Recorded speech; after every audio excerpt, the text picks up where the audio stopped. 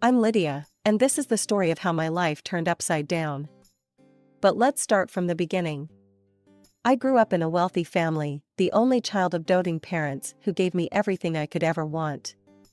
My father, Robert, was a successful businessman, and my mother, Eleanor, was a socialite who threw the best parties in town. They showered me with love and attention, making sure I never lacked anything. When I entered college, I was determined to make my parents proud. I buried myself in books, focusing solely on my studies. That's when Tom entered my life.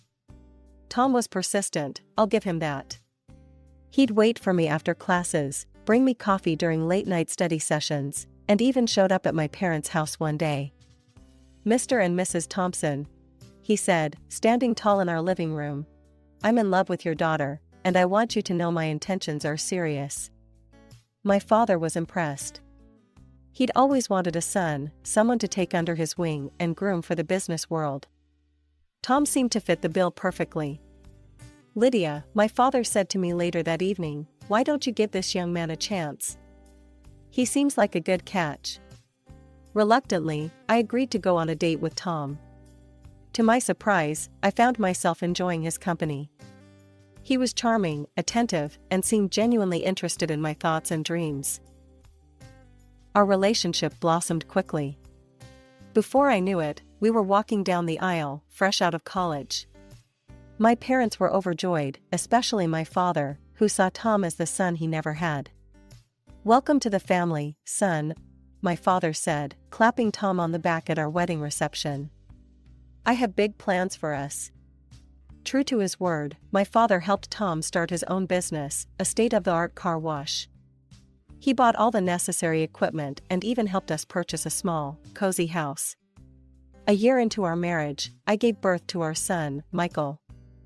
Holding him in my arms for the first time, I felt a love I had never experienced before.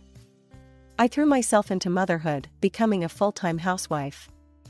My days were filled with diaper changes, feeding schedules, and lullabies. As the years rolled by, our lives settled into a routine. Michael grew from a gurgling baby into a curious toddler, then a mischievous child, and finally a brooding teenager. I poured my heart and soul into raising him, while Tom continued to struggle with the car wash business. "Your father thinks I'm a failure," Tom spat one evening after another tense phone call. "He's always looking down on me, giving me handouts like I'm some charity case." I tried to reassure him. "That's not true, Tom. Dad's just trying to help." These arguments became more frequent, and I found myself walking on eggshells in my own home. Michael, now in his late teens, began to withdraw, spending more time in his room or out with friends. As for me, well, the years of stress and housework had taken their toll. I was no longer the slim college girl Tom had wooed. My once toned body had softened, and I'd gained weight. Tom didn't hesitate to point this out. "You've really let yourself go, Lydia," he'd say, eyeing me with disappointment. "What happened to that pretty girl I married?" His words stung, but I tried to brush them off. I told myself he was just stressed about work, that he didn't really mean it. But deep down, I knew our marriage was crumbling. Then came the day that changed everything. It was a sunny Tuesday when I received the call that would shatter my world. "Mrs. Thompson," a somber voice said. "I'm afraid there's been an accident. Your parents, they were in a small plane crash in Hawaii." "I'm so sorry, but they didn't survive." The next few weeks passed in a blur of funeral arrangements and paperwork. Tom was surprisingly absent during this time, leaving me to handle everything on my own. When he was around, he seemed almost cheerful. "We need to sort out the inheritance," he said, barely a week after the funeral. "Have you spoken to the lawyer yet?" I was shocked by his insensitivity. "Tom, I'm still grieving. Can't this wait?" He shrugged. "Business doesn't wait, Lydia. We need to know where we stand financially." Reluctantly, I agreed to meet with the family lawyer, Mr. Jacobson. As we sat in his plush office, he cleared his throat awkwardly. "Mrs. Thompson, your parents' will is unusual. It's divided into two parts. I can only reveal the first part now. The second part will be disclosed in exactly 1 year. Tom leaned forward, his eyes glinting. Well, what does the first part say? Mr. Jacobson adjusted his glasses. Your parents have left their mansion to your future grandchildren, with their guardians as trustees until they come of age. I was stunned. But Michael is our only child, and he's not even married yet. As if on cue, Michael, who had insisted on coming to the meeting, let out a low whistle. Wow, that opens up some interesting possibilities, doesn't it? I turned to look at my son, confused by his reaction, but he avoided my gaze. Tom, on the other hand, was fuming. That's it? He demanded. What about the rest of their assets? The businesses? The money? Mr. Jacobson shook his head. I'm afraid that information is in the second part of the will, which cannot be revealed for another year.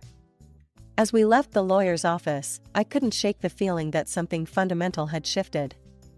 Tom was uncharacteristically quiet, while Michael seemed lost in thought.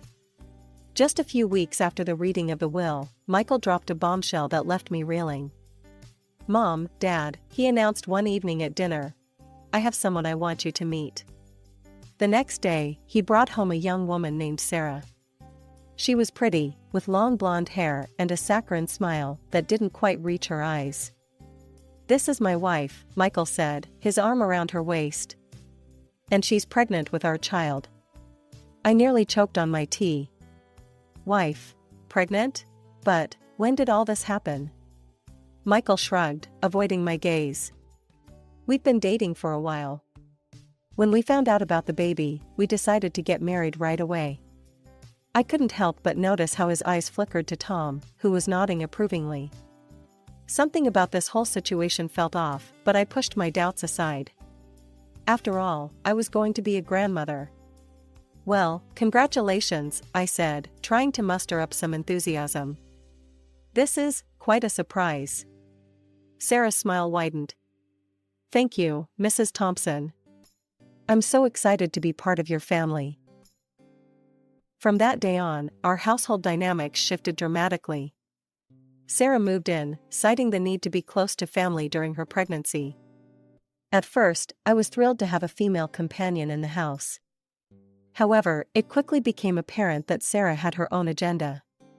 She began to subtly undermine me at every turn. When I'd cook dinner, she'd wrinkle her nose and say, "Oh, is that how you make it?" I always thought it was done differently. But it was her interactions with Tom that really set off alarm bells. She'd laugh at his jokes, touch his arm, and shower him with compliments. You're such a talented businessman, Tom, she'd coo. I don't know how you manage it all. Tom, predictably, lapped up the attention. He began spending more time at home, but not with me. He'd sit for hours, talking business with Sarah while I was relegated to the background. I tried to talk to Michael about Sarah's behavior, but he brushed off my concerns. Mom, you're just being paranoid, he'd say. Sarah's great. Maybe you're just jealous, because you're not the center of attention anymore. His words hurt more than he could know. Had I raised a son who cared so little for his mother's feelings? As for Tom, he seemed to revel in the new family dynamic. He'd beam with pride when Sarah complimented him, and I'd catch him looking at me with something akin to disgust. One day, while out grocery shopping, I ran into an old college friend, Jessica. We decided to catch up over coffee, and as we reminisced about our college days, she mentioned something that made my blood run cold. Remember that guy who was always chasing rich girls? Jessica asked. What was his name? Tom something? My heart skipped a beat. Tom? Tom who? Jessica laughed. Oh, you know, that sleazy guy who tried to date every girl with wealthy parents. He ended up marrying some naive rich girl, if I remember correctly. As Jessica continued talking, describing Tom's behavior in college, I felt like I was going to be sick. The Tom she was describing sounded exactly like my husband. Had our entire marriage been based on a lie? With a heavy heart and shaking hands, I pulled into our driveway. The house loomed before me, no longer the cozy home I once loved, but a stage for the drama that was about to unfold. I found Tom in his study, poring over some papers. He barely looked up when I entered. "Tom," I said, my voice steadier than I felt, "we need to talk." He sighed, finally meeting my eyes. "What is it now, Lydia?" I took a deep breath. "I ran into Jessica today. You remember her from college, right?" A flicker of something, was it fear?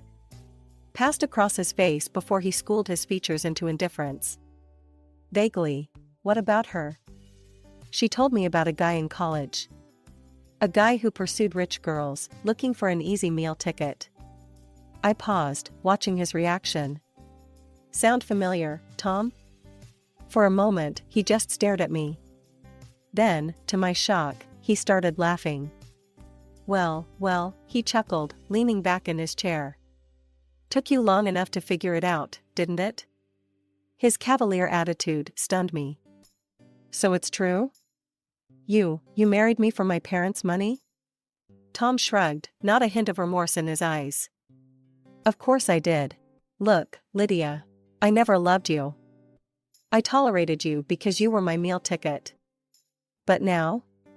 Now you're just a fat, useless burden." His words hit me like a physical blow.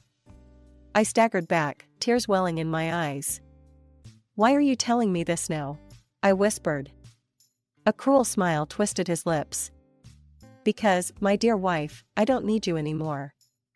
Your parents are dead, and soon, their fortune will be mine. Or rather, our grandson's, which amounts to the same thing." Suddenly, everything clicked into place: Michael's hasty marriage, Sarah's convenient pregnancy, the way they'd been treating me. It had all been a calculated move to secure my parents' inheritance. You planned all this?" I gasped. Tom laughed again, the sound grating on my nerves. "Give credit where it's due. It was mostly Michael's idea. The boy's got a good head for business, unlike his mother." I felt like I was drowning, the weight of their betrayal crushing me. "Does Sarah know about this?" "Of course she does," Tom sneered. "She's a smart girl, knows a good opportunity when she sees one. Unlike you, she'll make a proper wife for a businessman." I couldn't take any more. I turned and fled from the room, my world shattered around me. As the reality of my situation sank in, I realized I had nowhere to go.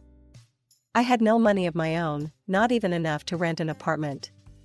With a heavy heart, I resigned myself to staying in the house with people I could no longer trust. 2 months later, Tom dropped another bombshell on me. I was in the kitchen, preparing dinner, when he strode in with a self-satisfied smirk on his face. "Pack your bags, Lydia," he announced without preamble. "We're moving into your parents' house." I nearly dropped the knife I was holding. "What? When did we decide this?" Tom's laugh was cold and mocking. "We didn't decide anything. I decided. We're moving in with Michael and Sarah. After all, our grandson is the heir to that house." Each word was like a slap to my face. "What do you mean? What about our house?" "Oh, that?" Tom waved dismissively. "I sold it. The money's already been spent on things for people I actually care about. And just so we're clear, you're not on that list." Over the next few days, I watched in stunned silence as Tom, Michael, and Sarah excitedly prepared for the move. They bought new cars, splurged on expensive clothes and gadgets, all while I faded into the background, ignored and forgotten. The move to my parents' house was like a twisted parody of a happy family relocation. Sarah immediately claimed the master bedroom, while I was relegated to a small guest room in the back of the house. As the days passed, I found myself increasingly isolated. Sarah gave birth to my grandson and began delegating all the housework to me. I cooked, cleaned, and even cared for my grandson while she lounged about, issuing orders like a queen. "Lydia," she'd call out. "The baby needs changing. And while you're at it, could you tidy up the living room? It's looking a bit messy." I threw myself into caring for my grandson, finding solace in his innocent smiles and gurgles. But even that joy was tainted by the constant barbs and criticism from Sarah and Tom. One evening, about a month after we'd moved in, things came to a head. We were all seated at the dinner table, a dinner I had prepared, as usual. Sarah was in rare form, ordering me about as if I were a servant. "Lydia, fetch me some more water. And hurry up with clearing these plates. We don't have all night." Something in me snapped. Years of pent-up frustration and hurt came pouring out. "Enough," I shouted, slamming my hands on the table. "I am not your maid, Sarah. This is my parents' house, and I deserve some respect." The room fell silent. Sarah's face crumpled, and she burst into dramatic tears. "How could you speak to me like that? After all we've done for you?" Tom stood up, his face red with anger. "That's it, Lydia. I've had enough of your ingratitude. Pack your things and get out. This house belongs to our grandson now, and you're no longer welcome here." I stared at him in disbelief. "You can't be serious. Where am I supposed to go?" He reached into his pocket and pulled out a stack of papers. "I've been waiting for the right moment to give you these. Divorce papers, already signed. I want you gone by morning." I looked to Michael, hoping against hope that my son would defend me. But he just shrugged, avoiding my gaze. "I'm an adult now, Mom. I don't need you anymore." With shaking hands, I took the divorce papers. Sarah's triumphant smirk was the last thing I saw as I turned and walked out of the dining room, my world crumbling around me. With nowhere to go and my world in shambles, I found myself dialing a familiar number. Jessica, my old college friend, answered on the second ring. "Lydia, is everything okay?" Her voice was laced with concern. I swallowed hard. "Not really. I need a place to stay." Without hesitation, Jessica invited me to her home. As I settled into her guest room, she shared her own family drama. "My son's been going through hell," she confided. "His fiancée left him, and she's pregnant. He's desperate to find her and be there for his child." My heart skipped a beat. "Do you have a picture of her?" Jessica nodded, pulling out her phone. As she showed me the photo, my blood ran cold. Staring back at me was Sarah, my supposed daughter-in-law. "Jessica," I said slowly, "I think I know where your son's fiancée is." Over cups of tea, I poured out my story. Jessica listened, her expression morphing from shock to anger to determination. "We need to expose them," she declared. "All of them." Together, we hatched a plan. The next day, I returned to my parents' house under the guise of collecting the last of my belongings. While there, I managed to snag a few strands of my grandson's hair for a DNA test. The wait for the results was agonizing, but when they finally came, they confirmed our suspicions. My son was not the father of Sarah's baby. Jessica's son was. As I grappled with how to break this news to Michael and Tom, my phone rang. It was Mr. Jacobson, my parents' lawyer. "Mrs. Thompson," he said, "it's time to review the second part of your parents' will. Can you come to my office tomorrow?" The next day, I sat in Mr. Jacobson's plush office, my heart pounding. As he read the will, I could hardly believe my ears. "To our beloved daughter, Lydia," he read, "we leave our luxury apartment, valued at $500,000. But that wasn't all. My parents had foreseen everything.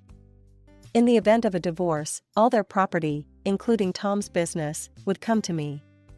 Your father wants you to know," Mr. Jacobson continued, "that he's been the one financing Tom's business all along. He registered it in his own name. In case of divorce, it's yours to do with as you please." I sat there, stunned. All this time, I thought I had nothing, when in reality, I had everything. "What about the house Tom and I lived in?" I asked, remembering he had sold it. Mr. Jacobson smiled. "That's the only thing Tom can claim. Everything else is yours." As the reality of my new situation sank in, I couldn't help but laugh. Tom had thought he was so clever, but in the end, he had outsmarted himself. I stepped into my new apartment and gasped. The space was breathtaking, all sleek lines, floor-to-ceiling windows, and tasteful, expensive furnishings. For the first time in years, I felt truly at home. As I was exploring my new sanctuary, my phone rang. It was Michael. "Mom," he said without preamble, "it's been a year since the first part of the will was read. We need to know what's in the second part." His tone was demanding, entitled. "I'm sure Grandpa and Grandma left everything to me, right?" I couldn't help but chuckle inwardly at his presumption. "Michael, this isn't a conversation we should have over the phone. Why don't you, Sarah, and your father come over tomorrow morning? I'll text you the address." After hanging up, I called Jessica. "It's time," I told her. "Can you come over tomorrow morning? We're going to settle this once and for all." The next day, I heard the doorbell ring. Taking a deep breath, I opened the door to find Tom, Michael, Sarah, and the baby standing there. Their jaws dropped as they took in the luxurious surroundings. Michael whistled. "Wow, Mom. This place is amazing. I can't wait to move in." Sarah's eyes gleamed with greed. "Yes, it'll be so nice once we get rid of all this old lady decor. And of course, once we get rid of you, Lydia." I raised an eyebrow. "I wouldn't be so hasty if I were you. Please, come in and have a seat." As they settled onto the plush sofa, I excused myself for a moment. When I returned, I wasn't alone. Jessica stood beside me, her presence causing Sarah to pale visibly. "Before we discuss the will," I said, my voice steady, "there's someone I'd like you all to meet. This is my friend, Jessica." Sarah's eyes darted around the room, looking for an escape. Michael and Tom just looked confused. "Now," I continued, "I think it's time we all had a frank discussion. There are some truths that need to be revealed." I paused, savoring the moment. All night, I had rehearsed what I was about to say. The words I had practiced, the revelations I was about to make, would change everything. As I looked at the faces of those who had betrayed me, my ex-husband, my son, and the woman who had tried to steal my life, I felt a surge of righteous anger mixed with anticipation. As Jessica got closer, Tom's eyes widened with recognition. A smirk spread across his face as he let out a bitter laugh. Well, he sneered, gesturing towards me. "Looks like I achieved my goal after all. Married a rich fool, didn't I?" His words stung, but I held my ground. "We'll address your betrayal later, Tom. Right now, there's something more pressing to discuss." I turned to Sarah, who was visibly squirming. "We know the truth about you, Sarah." Michael looked confused. "Mom, what are you talking about?" I took a deep breath. Sarah was looking for a rich husband. When she heard about the will from you, Michael, she saw an opportunity. She decided to pass off someone else's child as your own, to get her hands on your grandparents' estate. Jessica stepped forward, her voice steady. "The baby isn't Michael's. It's my son's child." The room fell silent. Then, I produced the DNA test results. Sarah's face drained of color as realization dawned. In a flurry of movement, Sarah grabbed her bag. "I don't need this. I don't need a beggar's child," she shouted as she fled the apartment. Michael stood there, shell-shocked, the baby still in his arms. He looked lost, pathetic even. Tom, recovering from the initial shock, asked in a small voice, "So, who gets this apartment?" I couldn't help but smile. "Well, Tom, let me enlighten you about the second part of my parents' will." I explained everything, the apartment, the car wash, all of it. Tom's face fell with each revelation. Suddenly, Tom was on his knees. "Lydia, please, I'm sorry. Forgive me. We can work this out." I looked at him coldly. "Get out, Tom. You have 2 days to leave my parents' house, or I'm calling the police." As Tom scrambled to his feet, he turned to Michael. "Son, give me the car I bought you. I need something." Michael's response was curt. "No. It's mine. You're not getting anything from me." With one last desperate look, Tom slunk out of the apartment. I then turned to Michael, who stood there, head bowed in shame. Jessica gently took the baby from his arms. "Michael," I said, my voice firm but not unkind.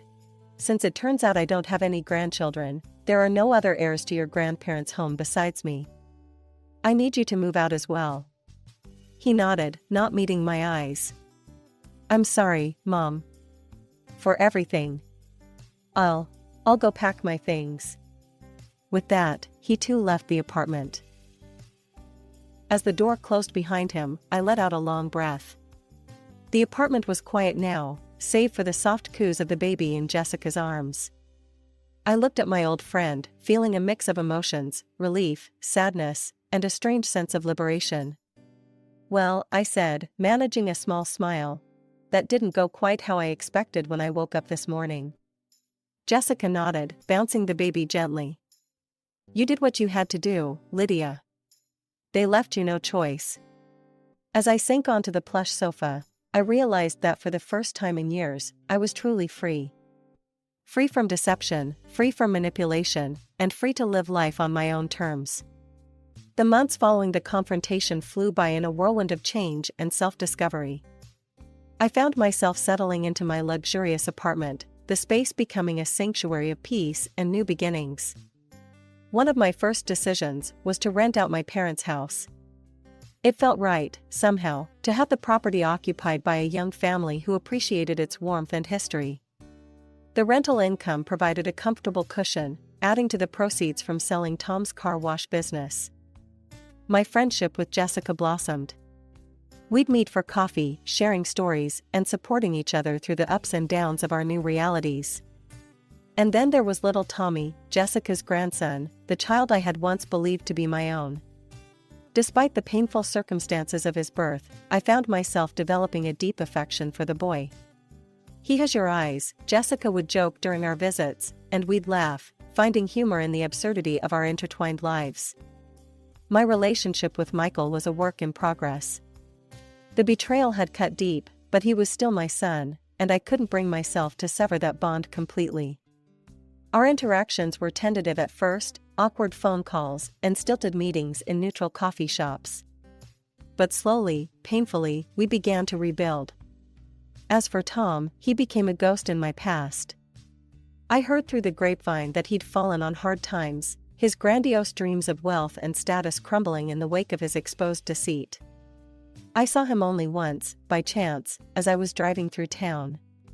He was working at a small kiosk, looking older and wearier than I remembered.